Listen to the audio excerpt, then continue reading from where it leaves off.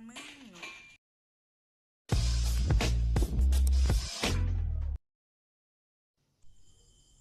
สบายดีพี่น้องป้องปายสุขุสุคนมื้อนี้มาพบกับซองอาซาสเกมมือเนาะมาเล่นเกมฟรีไฟให้เบิ่งเนาะใครที่เข้ามาก็อย่าลืมกดไลค์กดแชร์เพื่อเป็นกำลังใจให้ไปในเด้อป้ายหอสิลงไปที่มัสบิมาสกิเขตบิมาสกิลงไปก่อนเลยหาเก็บปืนก่อนเก็บปืนมาก่อนเนาะเอ้ยมีคนลงมานำเฮาเนาะบักกระปอมนี่บักกระปอมบักกระปอมเดี๋ยวหาปืนก่อนลงไปหาปืนก่อนเนาะลงไปหาปืนก่อนไม่ได้พาสมา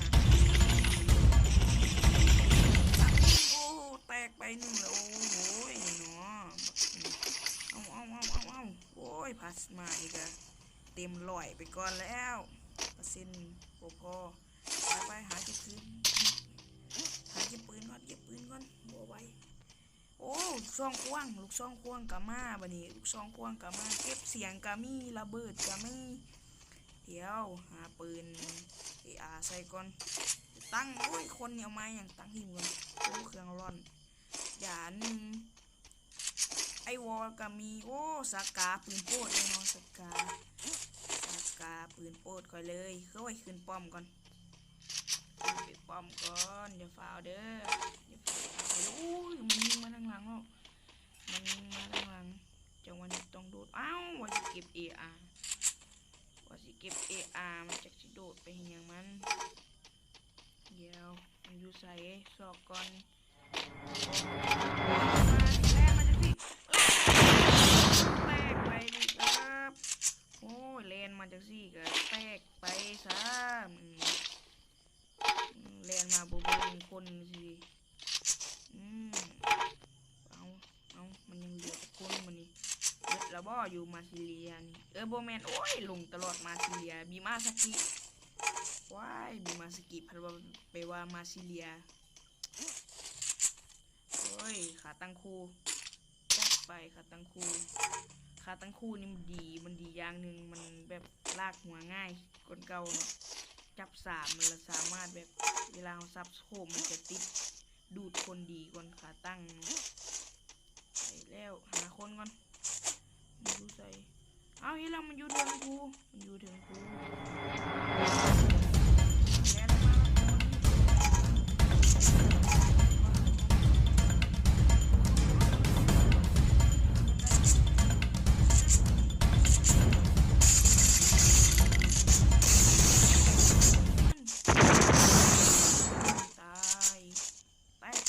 แตกไปครับกระป๋อมโอ้คาตานะเดี๋ยวเก็บของก่อนเนาะของก่อนเบิดแต่เท่านี้แล้วบ่มีมาสกินี่เบิดแต่เท่านี้แล้วบ่เนาะห่างไปก่อนเดี๋ยวเบิ่งตรงนี้หอบก่อนโอ้มาเก็บของป้ายด้วยนี่ขออนุญาตลุยต่อเลยไปเบิ่งทางซึ่งก่อนเนาะ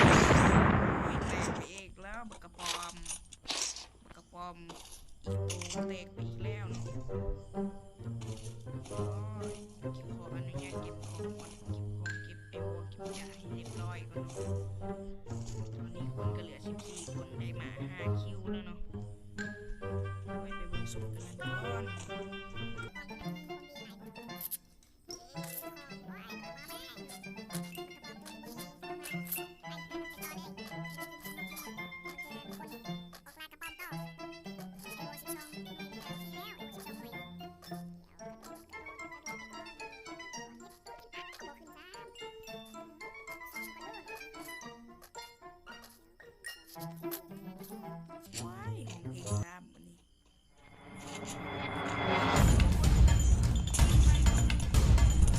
เจ็บเจ็บเจ็บเจ็บบังอาจยิ่งกูบอบักกะป้องอาจยิ่งกูบออ้าวกระลุงดูตามซ้ำปกติกระโบมีอย่างนี้กูเลยช่องอีกหน่อยนึงไปลงไปเบิ่งทางลงกันลงไปที่เพื่อน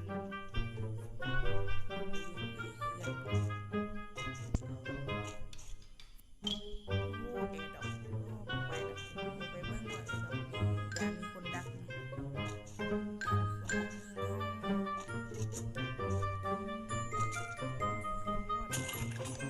โอ้ยปืนลั่นครั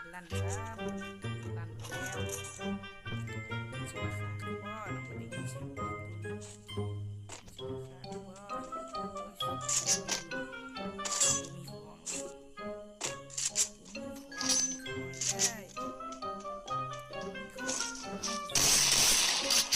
ได้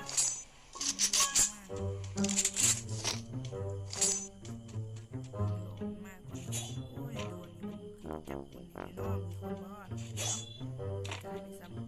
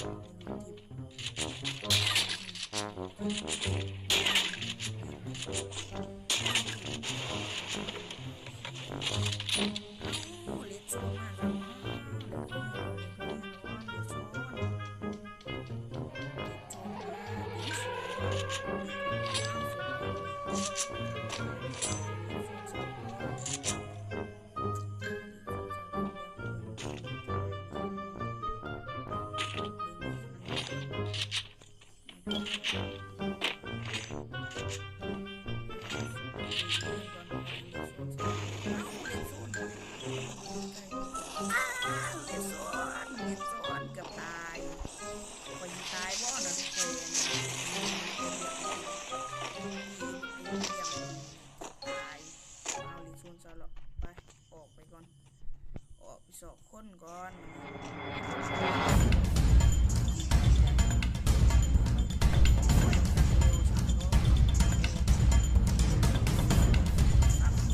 โ